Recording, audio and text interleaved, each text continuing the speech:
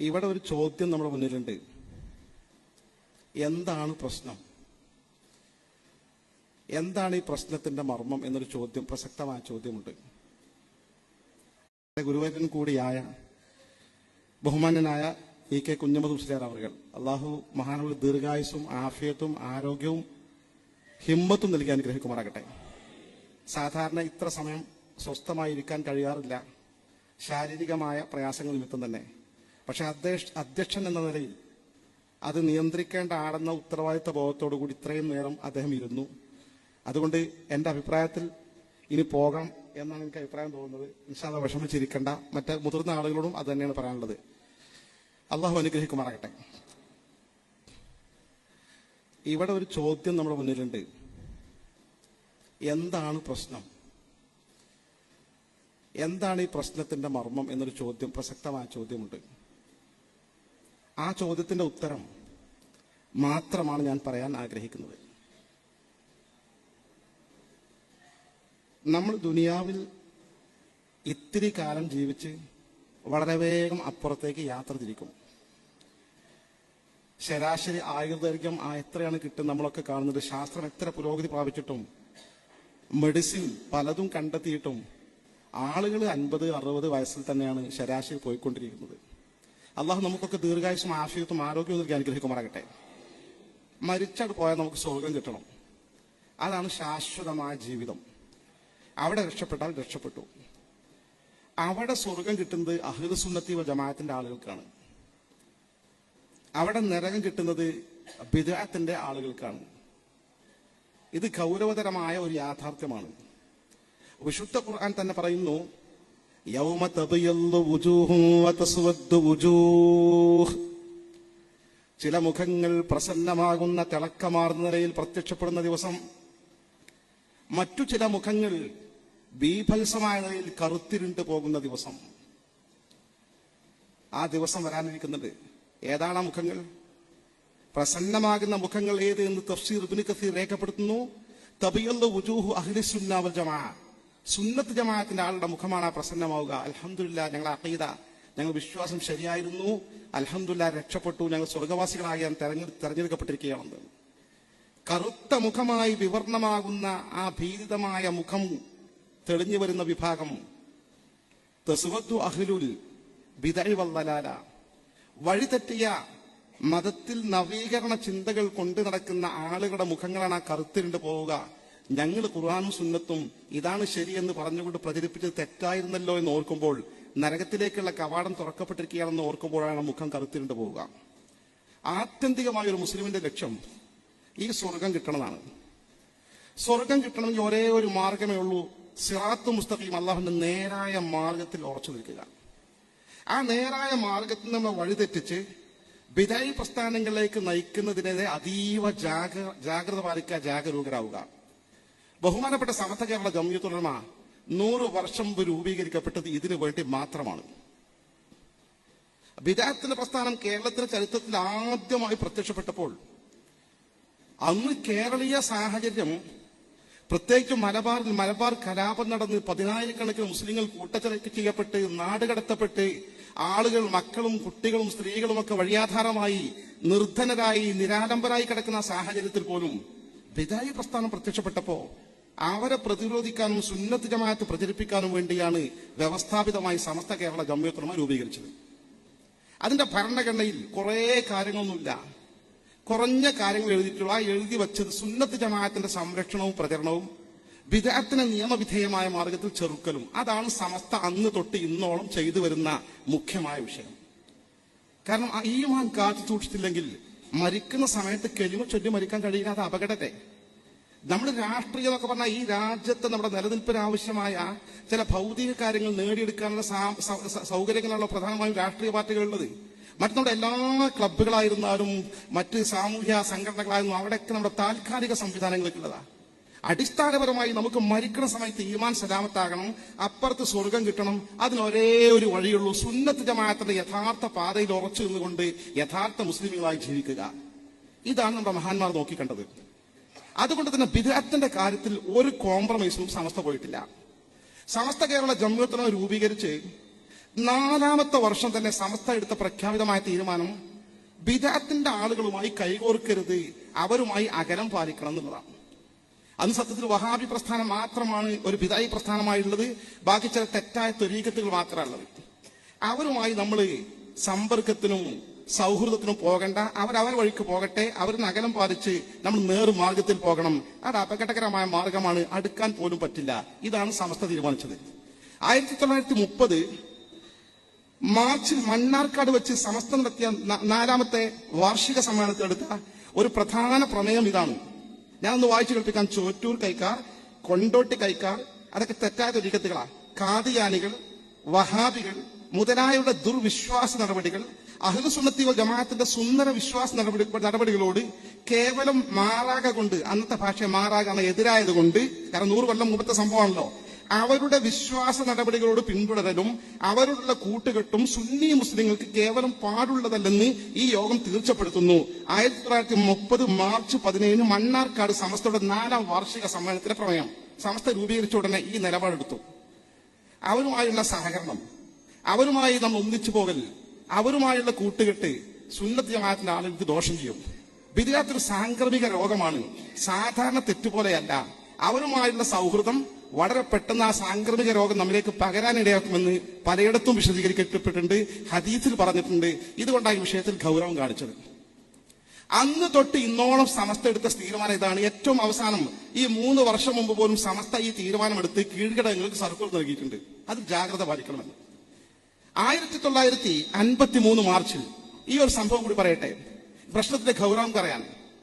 കേരളത്തിലെ ഏറ്റവും വലിയ മഹാന്മാരായ 8 പണ്ഡിതന്മാർ പെരിന്തൽമണ്ണ ഒരു സുന്നി സമ്മേളനം നടത്തിയ ആ സമ്മേളനത്തിൽ വെച്ച് 8 പണ്ഡിതന്മാർ ഒപ്പിട്ടിട്ട് ഇതേ ആശയം വിദഅി വിഭാഗങ്ങളുമായി പ്രാഥമികമായി വേണ്ടത് അവരുമായി അകലം പാലിക്കാൻ, കൂട്ടുകെട്ട് ഒഴിവാക്കുക, അവരെ പരിപാടിയിൽ നമ്മൾ പോകാതെ, അവരെ നമ്മൾ ഇങ്ങോട്ട് പിടിവിക്കാതെ ബന്ധം മാറ്റി നിർത്തുക എന്ന സുപ്രധാനമായ തീരുമാനമെടുത്ത് ഒപ്പിട്ട് പ്രസിദ്ധീകരിച്ച് പ്രചരിപ്പിച്ചിട്ടുണ്ട്. അതിൽ ഒപ്പിട്ട 8ൽ ഒരു 3 ആളെ പേര് ഞാൻ പറയേണ്ട ഗൗരവം കാണിക്കാൻ. ഒന്ന് അബു സഅദ് ശിഹാബുദ്ദീൻ അഹമ്മദ് കോയ ഷാദിയാത്തി റഹ്മഹുല്ലാ, തെന്നിന്ത്യയിലെ മുഫ്തിയാണ്. ഒരു മദ്ഹബിൽ മാത്രമല്ല 2 മദ്ഹബിൽ ഫത്വ കൊടുക്കാൻ യോഗ്യനായ മഹാപണ്ഡിതനായിരുന്നു. നിരവധി ഗ്രന്ഥങ്ങൾ തിരിച്ച ലോകത്തെ അറിയപ്പെട്ട പണ്ഡിതനാണ് നമ്മുടെ കേരളക്കാരനായ ഈ മഹാനായ ഷാദിയാത്തി റഹ്മഹുല്ലാ. അദ്ദേഹം സമസ്ത കേരള ജംഇയ്യത്തുൽ രൂപീകരിക്കുന്ന സമയത്ത് അതിൽ ഒപ്പിട്ടയാളാണ്, അതിലെ മെമ്പറായിക്കൊണ്ട് തുടക്കക്കാരനാണ്. രണ്ടാമത്തെ ഒരു വ്യക്തിത്വത്തെ കുറിച്ച് ഞാൻ പറയാം. മൗലാന ഖുത്ബി മുഹമ്മദ് മുസ്ലിയാർ നവ്വറല്ലാഹു മർഖദ. അദ്ദേഹത്തിന്റെ പ്രത്യേകത എന്താണോ? വലിയ പണ്ഡിതനാണ്, മഹാത്മാവാണ്, വലിയ അംഗീകാരമാണ്. അദ്ദേഹത്തെ പ്രസംഗിക്കാൻ ആളുകൾ കൊണ്ടുപോകാൻ ഈ പല്ലക്കിലാണ്. അന്ന് വാഹനങ്ങളില്ല. 4 ആളുകൾ ചുമന്നു കൊണ്ടുപോകുന്ന രാജകീയമായ പല്ലക്കിൽ. കാരണം വളരെ ഉന്നതമായ കുടുംബത്തിൽ ജനിച്ചു വളർന്ന മഹാപണ്ഡിതൻ, എല്ലാവരും മാതിരിക്കുന്ന വലിയ മനുഷ്യനായിരുന്നു. മഹാനായ ഉസ്താദ് അസാഖീദ് റഈസുൽ മുഹദ്ദിഖീൻ കണ്ണിയത്ത് അഹ്മദ് മുസ്ലിയുടെ വന്യനായ ഗുരുവര്യനാണ്. കണ്ണിയത്ത് ഉസ്താദിന്റെ മഹത്വം നമുക്കറിയാം. അദ്ദേഹത്തിന് ഗുരുവര്യനാണ്. മാത്രമല്ല പട്ടിക്കാട് ജാമിയ നൂരിയ അറബി കോളേജ് തുടങ്ങാൻ പോകുന്ന സമയത്ത് ഈ പണ്ഡിതന്മാരുടെ ഈ മഹത്തായ സ്ഥാപനത്തിൽ തുടക്കം കൊടുക്കുമ്പോൾ ദർസ് ആദ്യമായി പഠിപ്പിച്ചു ചൊല്ലിക്കൊടുക്കേണ്ടത് ആര് എന്ന് മഹാനായ ബാഫക്ക് തങ്ങളും പാണക്കാട് പൂക്കോയ തങ്ങളും ഷംസുൽ ഈക്കിയ ഉസ്താദും ഉൾപ്പെടെ മഹാപണ്ഡിതന്മാരും സാദാത്തുക്കളും ആലോചിച്ച് അത് തുടക്കം കുറിക്കാൻ അവർ തെരഞ്ഞെടുത്തത് മൗലാന ഖുത്ബി മുഹമ്മദ് മുസ്ലിയാർ അവരായിരുന്നു. അദ്ദേഹം അതിൽ ഒപ്പിട്ട മറ്റൊരു പണ്ഡിതൻ. 3ാമത്തെ ഒരു പണ്ഡിതനെ കുറിച്ച് കൂടി പറയായിട്ട് പരിചയപ്പെടുത്തട്ടെ. അൽ ആലിമുൽ അല്ലാമ അൽ ഫാദിൽ മൊയ്തീൻ ഹാജി മുസ്ലിയാർ അരിപ്ര മൊയ്തീൻ മുസ്ലിയാർ എന്ന് പറയുന്ന മഹാപണ്ഡിതൻ. ഈ മഹാപണ്ഡിതന് ഒരു പ്രത്യേകത കൂടിയുണ്ട്. വ്യക്തിപരമായി ചില ബന്ധങ്ങൾ കൂടി എനിക്കുണ്ട്. എന്റെ അഭിവന്ദനായ പിതാവ്, എന്റെ ഗുരുവര്യനുമാണ്, എന്റെ പിതാവുമാണ് ഓ മുഹമ്മദ് എന്ന കുട്ടി മുസ്ലിയാർ നവ്വറല്ലാഹു മർഖദഹു. അദ്ദേഹത്തിന് ദർജ ഉയർത്തി കൊടുക്കുമാറാകട്ടെ. സമസ്ത കേരള ജംഇയ്യത്ത് കേന്ദ്ര മുഷാവർ അംഗമായിരുന്നു. എന്റെ പിതാവ്, ബഹുമാന്യനായ പിതാവ്, വെള്ളിയാഴ്ച സുബ്ഹിന്റെ സമയത്ത് മരിക്കുന്നത് എങ്ങനെയാ? നല്ല ഓർമ്മയോടുകൂടി ഖുർആൻ ഇങ്ങനെ മനപ്പാടാണ്, ഫുൾ ഖുർആൻ ഇങ്ങനെ ഓതിക്കൊണ്ട് രാത്രി മരണവേദന വന്ന് മരിക്കുന്നവരെ ഖുർആന്റെ പ്രത്യേക ആയത്തുകൾ സെലക്ട് ചെയ്ത് ഇങ്ങനെ ഓതിക്കൊണ്ടിരിക്കുകയായിരുന്നു. അങ്ങനെയാണ് കണ്ണടച്ചത്. ഖുർആൻ ഹിഫ്ദാക്കിയത് ഹിഫ്ദിന്റെ കോളേജിൽ പോയിട്ടൊന്നുമല്ല, ഖുർആൻ ഓതി ഹിഫ്ദാക്കിയതാണ്. അങ്ങനെ മരണപ്പെട്ടു പോയ എന്റെ വന്ദനായ പിതാവിന്റെ ഗുരുവര്യനാണ്. മാത്രമല്ല 2ാമത്തെ ബന്ധം കൂടിയുണ്ട്. എന്റെ അമ്മോഷൻ ഉസ്താദ് KT മാൻ മുസ്ലിയാർ, എന്റെ ഭാര്യ പിതാവ് നവ്വറല്ലാഹു മർഖദഹു, അദ്ദേഹം ദർജ ഉയർത്തി കൊടുക്കുമാറാകട്ടെ. ആ മഹാനവരുടെ അഭിവന്ദനായ ഗുരുവര്യൻ കൂടിയാണ് ഈ മഹാനായ അരിപ്ര മൊയ്തീൻ ഹാജി മുസ്ലിയാർ എന്ന് പറയുന്ന മഹാപണ്ഡിതൻ. അവരുടെ വഴിയിലാണ് നമ്മളുള്ളത്. ഇത്തരത്തിലുള്ള മഹാത്മാക്കളായ പണ്ഡിതന്മാർ ബിദ്അത്ത് ഗൗരവമാണ്, അവരുമായി സമരസപ്പെട്ടു പോകുന്ന സാഹചര്യം ഉണ്ടാകരുതെന്ന് കണിശമായ നിലപാടെടുത്ത് മുസ്ലിം സമൂഹത്തെ ബോധ്യപ്പെടുത്തിയ യാഥാർത്ഥ്യമാണ് സമസ്ത കേരള ജംഇയ്യത്തുൽ പിന്തുടർന്നു വരുന്ന നിലപാടുമാണത്. അവരുമായി വിട്ടുവീഴ്ചയില്ല. എന്നാൽ ഇത് സമസ്ത പറയുമ്പോൾ സമസ്ത ഇത്ര പിറകോട്ട് വലിക്കുന്ന, സമൂഹത്തെ പിറകോട്ട് നയിക്കുന്ന വിഭാഗമാണോ? രാജ്യത്തിൽ പ്രശ്നം വരുമ്പോൾ മുസ്ലിങ്ങൾ ഒന്നിക്കട്ടെ, അതിനെതിർ നിൽക്കാമോ എന്ന് ചോദിക്കും. ഒരിക്കലുമില്ല. സമസ്ത കേരള ജംഇയ്യത്തുൽ ഈ നിലപാട് സ്വീകരിക്കുമ്പോൾ തന്നെ പൊതുവിഷയം രാജ്യത്ത് മുസ്ലിങ്ങൾ നേരിടേണ്ട ഘട്ടം വരുമ്പോൾ ഇവരുമായൊക്കെ സഹകരിച്ച് പ്രക്ഷോഭ പരിപാടികളും സമരങ്ങളും നടത്തുമെന്ന് തീരുമാനിച്ചു മാത്രമല്ല, അത് പ്രാവർത്തികമായി കാണിച്ചു കൊടുത്തിട്ട് ആവശ്യമുള്ള സമയത്ത് മുസ്ലിം ഒന്നിക്കും. സാധാരണഗതിയിൽ അവരുമായി ഇഴുകിച്ചേർന്ന് പ്രവർത്തിക്കാൻ പാടില്ല. സമസ്ത പ്രഖ്യാപിതമായ നിലപാടാണ്. എന്നാൽ ഈ പ്രശ്നത്തിന്റെ ഗൗരവം മനസ്സിലാക്കാൻ ഞാൻ ഒറ്റ സംഭവം കൂടി ശ്രദ്ധയിൽപ്പെടുത്താം. ബഹുമാന്യനായ മർഹൂം അമാനത്ത് കോഴൻ മുസ്ലിയാർ നവ്വറല്ലാഹു മർക്കദ, അദ്ദേഹം സമസ്ത കേരള ജംഇയ്യത്തുൽ പ്രധാന മുഷാവർ അംഗമായിരുന്നു മാത്രമല്ല അന്നത്തെ സുന്നത്ത് ജമാഅത്തിന്റെ സുന്നി ടൈപ്സിന്റെ ചീഫ് എഡിറ്റർ ആയിരുന്നു. അദ്ദേഹത്തിന്റെ മൂത്ത മകൾ കല്യാണം കഴിഞ്ഞു. കല്യാണം കഴിഞ്ഞ സമയത്ത് ജമാഅത്തെ ഇസ്ലാമി ഇല്ല. പിന്നീട് ജമാഅത്തെ ഇസ്ലാമി വന്നു, സജീവമായി പ്രവർത്തനം ആരംഭിച്ചു. തന്റെ മൂത്ത മകളുടെ ഭർത്താവ്, തന്റെ മരുമകൻ, തന്റെ പുതിയാപ്പട എന്ന് പറയും നമ്മുടെ കണ്ണൂർ കാസർഗോഡ് ഭാഷയിൽ, ജമാഅത്തെ ഇസ്ലാമിക്കാരനായി. ജമാഅത്തെ ഇസ്ലാമിക്കാരനായപ്പോൾ ഒരുപാട് ഉപദേശിച്ചു. മകൾക്കൊരു കുട്ടിയുണ്ട്, ആ ജമാഅത്ത് പിന്തിരിയുന്നത് അപകടകരമാണ്, നമ്മുടെ മക്കളെ ബാധിക്കും, എന്റെ മോളെ ബാധിക്കും, ആഖിറത്തിന്റെ വിഷയമാണ്, നരകത്തിലേക്ക് പോകുന്ന സാഹചര്യം ഒരുക്കരുത്, ജമാഅത്തെ ഇസ്ലാമി എന്ന ബിദഅത്ത് പ്രസ്ഥാനം വിട്ടു നിൽക്കണം. നിരന്തരം കാര്യകാരണസഹിതം തെളിവ് സഹിതം ഉപദേശിച്ചു. പക്ഷെ ബിദ്അത്തിൽ കടന്നുപോയ ആളുകൾ തിരിച്ചു വരാൻ വളരെ സാധ്യത കുറവാണ്, റെയറാണ് സംഭവം. അദ്ദേഹം തിരിച്ചു വരാൻ തയ്യാറായില്ല. ഈ ഘട്ടത്തിൽ എന്റെ മകൾക്ക് ഇനി എന്ത് സംഭവിക്കും, ഒരു ഭർത്താവിന് കിട്ടുമോ എന്ന ചിന്തയില്ലാതെ, അതും ഒരു കുട്ടിയുള്ള തന്റെ മകളുടെ തൊലാത്ത് ആ മരുമകളിൽ നിന്ന് ബലം പ്രയോഗിച്ച് എന്റെ മകളെ തിരിച്ചു തരണം, എനിക്ക് നിന്റെ കൂടെ സഹവസിക്കാൻ തയ്യാറല്ല എന്ന് പറഞ്ഞ് തൊലാക്ക് വാങ്ങിയ മഹാനാണ് മഹാനായ മർഹൂം അമാനത്ത് കോഴൻ മുസ്ലിയാർ. ഇതാണ് നമ്മുടെ പൂർവിക ചരിത്രം. ഇതൊരു പ്രഖ്യാപിതമായ നിലപാടാണ് സമസ്തയുടെ നിലപാട്. ആ നിലപാട് കൊണ്ട് സമസ്ത കേരളത്തിൽ സുന്നത്ത് ജമാഅത്ത് നിലനിൽക്കുന്നത്. ഇതിൽ രാഷ്ട്രീയ ഭിന്നതയല്ലത് വിഷയം. ഇത് പാണക്കാട് തങ്ങളുമായി ബന്ധപ്പെട്ട വിഷയമല്ല. വെറുതെ ചില ആളുകൾ പ്രചരിപ്പിക്കുന്ന അതിന്റെ പിന്നിൽ ചില അജണ്ടകളുടെ ഞാൻ ആ ഭാഗത്തേക്ക് കടന്നു പോകുന്നില്ല. ഇത് വിഷയം സുന്നത്ത് ജമാഅത്തിന്റെ പാതയിൽ സമസ്തയുടെ നിലപാടുകൾ നിലനിർത്തിക്കൊണ്ട് കേരളീയ മുസ്ലിം സമൂഹത്തെ നയിക്കാനുള്ള സമസ്ത കേരള ജംഇയ്യത്തുൽ തീരുമാനത്തെ എതിർത്തുകൊണ്ട് അകത്തുനിന്ന് ചില ആളുകളുടെ പ്രേരണകൾക്ക് വശംവദരായിക്കൊണ്ട് പ്രവർത്തിക്കുന്ന പ്രവർത്തനങ്ങളാണ് പ്രശ്നത്തിന്റെ മർമ്മം. ഇതാണ് സമസ്തയുടെ നിലപാടും തീരുമാനമെങ്കിൽ ഞാൻ 10 കാര്യം ചോദിക്കട്ടെ. ഞാൻ എണ്ണി പറയാം. ഒന്ന്, ഇഖ്വാനുൽ മുസ്ലിമീൻ എന്ന സംഘടന ലോകത്തെ ഏറ്റവും വലിയ തീവ്രവാദ സംഘടനയാണ് മുസ്ലിം ബ്രദർഹുഡ് എന്ന് പറയും.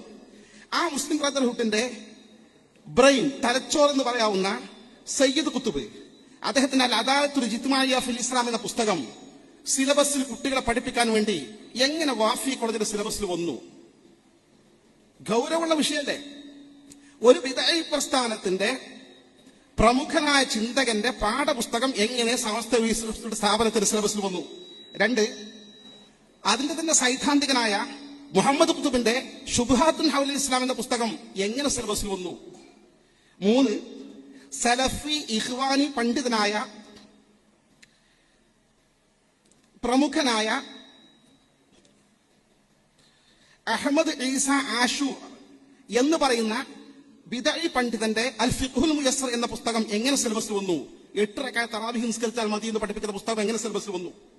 4, കാളികാവ് വാഫി PG ക്യാമ്പസിൽ നമ്മൾ വെറുതെ വാഫികൾ എതിർക്കുകയാണ്, ഹക്കീം ബഷീർ എതിർക്കുകയാണ്, സമസ്തക്ക് അസൂയാണ് എന്ന് പറയുന്ന കാര്യങ്ങൾ ചിന്തിക്കേണ്ടതാണ്. എങ്ങനെയാണ് കാളികാവ് വാഫി PG ക്യാമ്പസിൽ അധ്യാപകനായി യൂസുഫ് അസ്ഹരി എന്ന് പറഞ്ഞ ജമാഅത്തെ ഇസ്ലാമിക്കാരനെ നിയമിച്ചത്? ഇതൊന്നും അബദ്ധമല്ല, അബദ്ധമാണെങ്കിൽ തിരുത്തൂലേ? എങ്ങനെ അദ്ദേഹം നിയമിക്കപ്പെട്ടു? 6, ഇക്കഴിഞ്ഞ റമദാൻ മാസത്തിൽ ജമാഅത്തെ ഇസ്ലാമിയുടെ കീഴ്ഘടകമായ വെൽഫെയർ പാർട്ടിയുടെ നേതാക്കന്മാർ നമ്മുടെ മഹത്തായ സ്ഥാപനത്തിന്റെ മേലധികാരം നേരെ സ്ഥാപനത്തിന്റെ ഉള്ളിൽ വന്ന് ഓഫീസിൽ വെച്ച് ഗിഫ്റ്റ് കൊടുത്ത് അവരുമായി ഒരുമിച്ച് ഫോട്ടോ എടുത്ത് മാധ്യമങ്ങൾക്ക് എങ്ങനെ കൊടുക്കാൻ സാധിച്ചു? സമസ്തയുടെ ആളുകളല്ലേ നമ്മൾ, സമസ്തയുടെ സ്ഥാപനങ്ങളല്ലേ? സമസ്ത അടിസ്ഥാനപരമായ നിലപാട് പറഞ്ഞല്ലോ, നയ നിലപാടുകളും തീരുമാനങ്ങളും പറഞ്ഞല്ലോ. 7, ജമാഅത്തെ ഇസ്ലാമിന്റെ കീഴ്ഘടകമായ ഫ്രറ്റേണിറ്റി മൂവ്മെന്റിന്റെ ഒരു നേതാവിനെ നമ്മുടെ സ്ഥാപനത്തിൽ കൊണ്ടുവന്ന് ക്ലാസ് എടുത്ത് പെൺകുട്ടികൾ ക്ലാസ് എടുപ്പിച്ചിട്ട് അദ്ദേഹത്തിന്റെ ഫോൺ നമ്പർ, അവരുടെ ഫോൺ നമ്പർ നൽകിയിട്ട് അവർ സ്ഥിരമായി പെൺകുട്ടികൾ ചാറ്റിംഗ് നടത്തിക്കൊണ്ടിരിക്കുമ്പോൾ രക്ഷിതാക്കൾ ശ്രദ്ധയിൽപ്പെട്ടു. എങ്ങനെയാണ് ജമാഅത്തെ ഇസ്ലാമിക്കാരെ നമ്മുടെ സ്ഥാപനത്തിൽ മതപരമായ ക്ലാസ് എടുക്കാനോ എന്തെങ്കിലും കാര്യത്തിന് അവരെ കൊണ്ടുവരുന്നത്? എന്ത് നീതീകരണമാണുള്ളത്? 8 SMFന്റെ ഒരു പ്രധാന നേതാവ് ഇക്കഴിഞ്ഞ ആഴ്ച പോലും ജമാഅത്തെ ഇസ്ലാമി മുഖപത്രമായ പ്രബോധന വാരികയുടെ പ്രചരണത്തിന് വേണ്ടി വരിക്കാരനായി ചേർന്നുകൊണ്ട് ആ വാർത്തയും ഫോട്ടോയും എങ്ങനെയാണ് മീഡിയക്ക് നൽകിയത്? 10 നമ്മുടെ ഒരു യുവ പണ്ഡിതൻ വളരെ പ്രധാനിയാണ്. ജമാഅത്തെ ഇസ്ലാമി അമീർ സിദ്ദീഖ് ഹസൻ സാഹിബ് മരണപ്പെട്ടപ്പോൾ ജമാഅത്തെ ഇസ്ലാമി പ്രസിദ്ധീകരിച്ച അദ്ദേഹത്തിന്റെ സ്മരണയിൽ സിദ്ദീഖ് ഹസൻ സാഹിബ് സ്മരണയിൽ സിദ്ദീഖ് ഹസൻ സാഹിബ് എന്ന ജമാഅത്തെ ഇസ്ലാമിന്റെ അമീറെ വാനോളം പുകഴ്ത്തിക്കൊണ്ട് എങ്ങനെ ലേഖനം എഴുതാൻ സാധിച്ചു? ഞാൻ സാമ്പിളിന് 10 കാര്യങ്ങൾ ശ്രദ്ധയിൽപ്പെടുത്തിയതാണ്. ഇവിടെയാണ് പ്രശ്നം. ആശയപരമായ വ്യതിയാനങ്ങൾ നടന്നുകൊണ്ടിരിക്കുന്നു. ഇത് മുസ്ലിം ലീഗാക്കി മാറ്റരുത്, ഇത് കോൺഗ്രസ് ആക്കി മാറ്റരുത്, ഇത് മാർക്സിസ്റ്റ് പാർട്ടിയാക്കി മാറ്റരുത്, ഇത് പാണക്കാട് തങ്ങന്മാരാക്കി മാറ്റരുത്. ഇത് പ്രശ്നം സുന്നത്ത് ജമാഅത്തും ബിദ്അത്തും തമ്മിലുള്ള വ്യത്യാസമാണ്. സമസ്ത കേരള ജംഇയ്യത്ത് തീരുമാനത്തിനെതിരെ രംഗത്ത് വരുന്ന സമസ്തയെ അസ്ഥിരപ്പെടുത്താനും ദുർബലപ്പെടുത്താനും ഒരു നൂറ്റാണ്ട് കാലമായി സമസ്തയെ പൊളിക്കാൻ ശ്രമിച്ച ആളുകൾ മുഴുവൻ പൊളിഞ്ഞു പോവുകയല്ലാതെ സമസ്തയ്ക്ക് ഒരു പോർമേൽക്കാതെ വന്നപ്പോൾ ചില പുറത്തു നിൽക്കുന്ന ജമാഅത്തെ ഇസ്ലാമിയുടെ ചില ആളുകളും മീഡിയ വണ്ണും സംയുക്തമായി വാഫികൾ കൂടി കൂടിച്ചേർന്നുകൊണ്ട് മറ്റു ചില സഹായത്തോടുകൂടി സമസ്തയെ തകർക്കാൻ ശ്രമിക്കുന്ന നിഗൂഢമായ നീക്കത്തിൽ അറിയാതെ ചില ആളുകൾ കരുവായിക്കൊണ്ടിരിക്കുകയാണ്. ഇത് ഗൗരവമുള്ള വിഷയമല്ലേ? സമസ്ത രൂപീകരിക്കപ്പെട്ടത് സുന്നത്ത് ജമാഅത്ത് നിലനിർത്താനും ബിദ്അത്തിനെ എതിർക്കാനും ഭരണഘടന A-B വകുപ്പുകൾ പച്ചയായി പറയുന്നുണ്ട്. ആ സമസ്ത ആ തീരുമാനം ആവർത്തിച്ച് പറഞ്ഞുകൊണ്ടിരിക്കുന്നു. ആ സമസ്തയുടെ ഉള്ളിൽ നിന്നുകൊണ്ട് പ്രവർത്തകരായി നിന്നുകൊണ്ട് അതിന്റെ നേതാക്കന്മാരായി നടക്കുന്ന ആളുകളും ആ സ്ഥാപനം നടത്തുന്ന ആളുകളും ഈ ബിദ്അത്തിന്റെ പ്രചരണം ഏറ്റെടുത്തുകൊണ്ട് ബിദ്അഴികൾക്ക് അംഗീകാരം ഉണ്ടാക്കിക്കൊണ്ട് മുന്നോട്ട് പോകുമ്പോൾ അതിനെ സമസ്ത ചോദ്യം ചെയ്യുന്നുണ്ട്. ഇതാണ് ഉള്ളിൽ നടക്കുന്ന പ്രശ്നം. ഇത് പുറത്തേക്ക് വലിച്ചേറ്റുന്ന വിശദാംശങ്ങൾ പുറത്തു വന്നിട്ടില്ല. അത് ചോദ്യം ചെയ്യുമ്പോൾ സമസ്തയെ എതിർക്കാനും സമസ്തയെ ദുർബലപ്പെടുത്താനും നിഗൂഢമായ നീക്കങ്ങൾ നടന്നുകൊണ്ടിരിക്കുന്നത്. ബിദ്അത്തിന്റെ ഗൗരവം മനസ്സിലാക്കിയാൽ വളരെ ഗൗരവതരമാണ്. സഹോദരൻ തുടക്കത്തിൽ പറഞ്ഞല്ലോ, സ്വർഗം വേണോ അത് മാത്രമേ വഴിയുള്ളൂ. ചില ആളുകൾക്ക് പറയുന്ന പേര് എല്ലാവരും കൂട്ടിപ്പിടിച്ച് പോകണ്ടേ, എന്തിനാണ് ഇപ്പൊ നമ്മൾ അവർ ബിദ്അത്തുകാരാണ് അവർ നരകത്തിലാണെന്ന് എല്ലാവരും മുസ്ലിങ്ങളല്ലേ എന്നാണ്. അതൊന്നും ഇത് യഥാർത്ഥ മുസ്ലിം പറയാൻ കഴിയില്ല. വിവരമുള്ള ഒരു പണ്ഡിതന് പറയാൻ കഴിയില്ല. സമസ്ത കേരള ജംഇയ്യത്ത് പറയാൻ കഴിയില്ല. ഞാൻ പറയട്ടെ, ബിദ്അത്തിന്റെ ഗൗരവത്തെ കുറിച്ച് പറയുകയാണെങ്കിൽ ഞാൻ 3 ചെറിയ പ്രസ്താവനകൾ പറഞ്ഞുകൊണ്ട് ഞാൻ അവസാനിപ്പിക്കാം. മഹാനായ ഔസാഇ റഹിമഹുല്ലാ ഇവിടെ പ്രചരിപ്പിക്കുന്ന പ്രചരണമാണല്ലോ. നമ്മളെല്ലാവരും കൂട്ടുകൂടുക, എല്ലാവരും സഹകരിപ്പിക്കുക, എല്ലാവരും ചേർന്ന് പോകുക. രാഷ്ട്രീയത്തിലുമാണ് വോട്ടിന്റെ വിഷയമാണ്. നമുക്ക് പൂർവ്വകാലത്തെ അങ്ങനെ മറ്റ് പൊതുവായ ഏത് കാര്യങ്ങൾ പരസ്പരം കൂടിച്ചേർന്ന് എല്ലാവരും ചേർത്ത് പിടിച്ചു പോകണം എന്ന നിലപാടല്ലേ. എന്തിനാണ് അവർ അകറ്റി നിൽക്കുന്ന ചിന്താഗതി വളർത്തിക്കൊണ്ടിരിക്കുകയാണ്. കൃത്യമായി പറഞ്ഞാൽ മഹാനായ ഇമാം ഔസാഇ റഹിമഹുല്ലാ എന്ന് പറഞ്ഞാല് അദ്ദേഹം ഇമാമാണ്, പ്രമുഖ ഫഖീഹാണ്, മുഹദ്ദിസാണ്, താബിഈകളിൽ പ്രമുഖനായ മഹാപണ്ഡിതനാണ്. അദ്ദേഹം ഇത്ര വർഷം 88 ജനിച്ചു, 157 വഫാത്തായി എന്ന് വെച്ചാൽ ആദ്യത്തെ തലമുറ, ഉത്തമ തലമുറയിൽപ്പെട്ട പ്രമുഖനായ മഹാനാണ് ഇമാം ഔസാഇ റഹിമഹുല്ലാ. അദ്ദേഹത്തോട് ചോദിക്കപ്പെട്ടു, ഇന്ന റജുലൻ യുഖാലു അന ഉജാലിസു അഹ്ല സുന്ന വ ഉജാലിസു അഹ്ലൽ ബിദ്അ.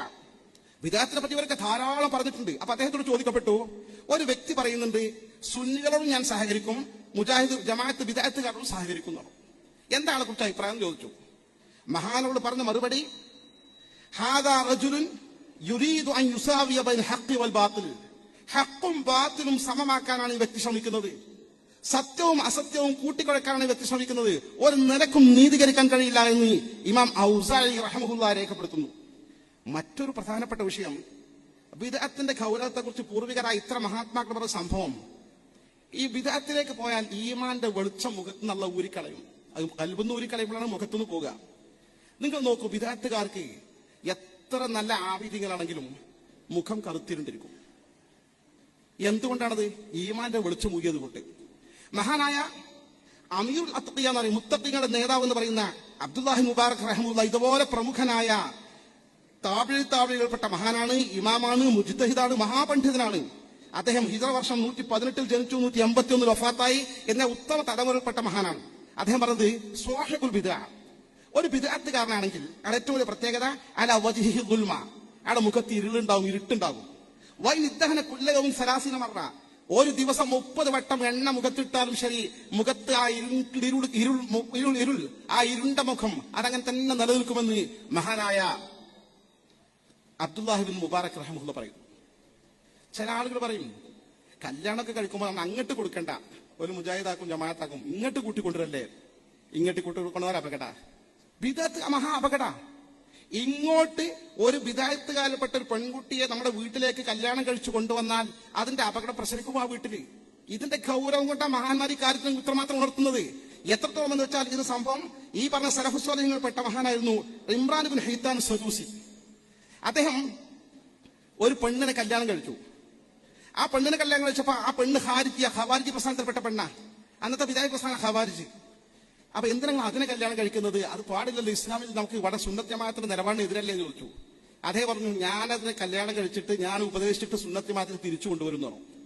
എന്താ സംഭവിച്ച ലാസ്റ്റ് പറയുന്നു, താരിഖിൽ പറയുന്നു, അത് അദ്ദേഹം പറഞ്ഞു, അതസവ്വജു ഖാരിജിയതൻ സഅറുദ്ദുഹ, ഞാൻ അവിടെ യഥാർത്ഥ സുന്നത്ത് ജമാഅത്ത് തിരിച്ചു കൊണ്ടുവരും.